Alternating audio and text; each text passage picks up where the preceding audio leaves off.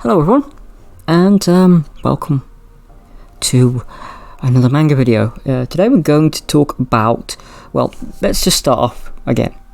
Do you like mangas about characters that develop? Do you like stories about characters that progress? Do you like stories about individuals who start off as a rather cowardly,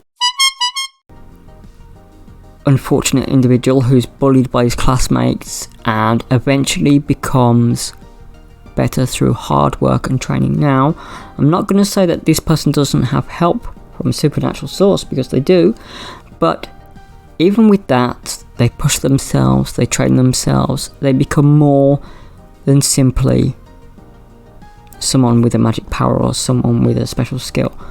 Of course, I'm talking about Rokudou no Onna-Tachi, which is basically Rokudou's Girls. This is a manga since 2016. So this manga is roughly 6 or 7 years old? It has 221 chapters and it has 26 volumes. It is published by Akita Shoten and serialized in Shuukan Shonen Champion. There are no English licenses for this. So what's this about? Well, again, do you like Delinquents? Do you like Gyarus? Do you like stories where characters strive for happiness or a good school life? This is the manga for you. Rokudou Toyosuke is basically a loser. He is a short, ugly-looking boy that one day receives a package from a long-lost relative, his grandfather, and he and his two friends perform a weird spell hoping for some sort of way out of their bullying problem, as all of a sudden appears a mark on his forehead, a star, where he's able to not exactly tame delinquents, but they see him in a more likeable, favourable light.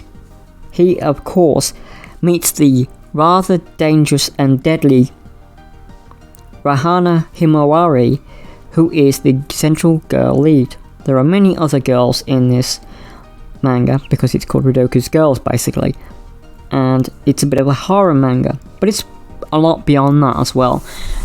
You see, when you have a story about someone who develops over time, sometimes this can be rather badly done. It can make them a Mary Sue, it can make them a Marty Sue, it can make them a character that you stop sympathising with because they've got all this additional power, they've got all these additional skills that they seem to get handed on a plate. Rokudou's Girls, or Rokudou no Tamada, Rokudou no Onna-Tachi is not like that at all. It is a manga that sometimes has arcs that last chapters and chapters and chapters. Now these chapters, including the battle sequences, including the trading sequences, can get a little overwhelming simply because the chapters are long and they don't seem to move the plot forward unless you read 4 or 5 of those chapters in one go, but together they make the arc worth it, if you understand. So Rokudou's Girls, or Rokudou no Onna-Tachi, or Rokudou no Onna-Tachi, is a rather strange manga in that respect, because it is one that you should only read up until the last finished arc, if you understand. Right, moving from that, the art style. The art style in Rokudou's Girls, or Rokudou no Onna-Tachi, is a rather strange looking one. It reminds me of Irma-kun in, if you've ever seen Irma-kun the manga, or if you've seen the anime. The eyes and the art style are a little similar to that. Now, when Irma-kun was not an anime and it was still a manga, there was discussions on how would they transfer a style like that into animation. This, of course, can be quite hard because it has such a unique style, especially with the eyes, especially with the proportions, and especially with the general scratchiness of the backgrounds and stuff like that. Nakamura Yuuji, the author of Rokudou's Girls, or Rokudou's Bad Girls, or Rokudou no Onna-Tachi, is also known as that translates to Ridoku's Devil Girls? Or Demon Girls, basically. So yeah, it is rather cool. Now, I want to make a few notes about some of the characters, but mainly I'll only do a couple of them. In the latest chapters, you see a rather strange individual, she's basically a female Yakuza leader, and she is trying to save her daughter from the Yakuza family that she has. There's also girls like Minami, who at one point was held at bay by some sort of beads that was repressing her evilness, but even though she takes them off and she's basically more evil and more spiky than the other girls, she's still a great character because she wants to help Ridoku beyond this. She wants to be better than she is as a bad girl. Now,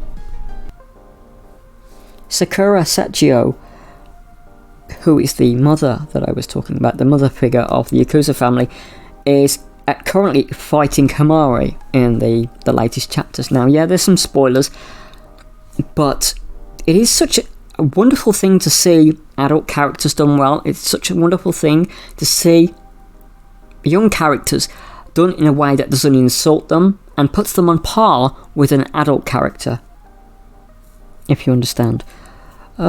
So yeah, I like Ridoku's Girls. As I said, the arcs are better read in completion rather than by themselves. So I would advise reading up to the last arc before reading the new one, because you'll have to wait until there's quite a lot of chapters within that arc, or that arc is completed, in order to enjoy it fully. So that's the manga for today, everyone. It's Ridoku's Girls, or Ridoku no Onna-Tachi, or Ridoku's Akuma Girls, rather, or Demon Girls. So yeah, it's Delinquent, Gyaru / high school, slice of life, supernatural, Shounen, comedy, action drama. That's all the tags that it has, and it has quite a few, to be honest. So yeah. There we go. Thank you all for watching. Do take care of yourselves, and bye-bye.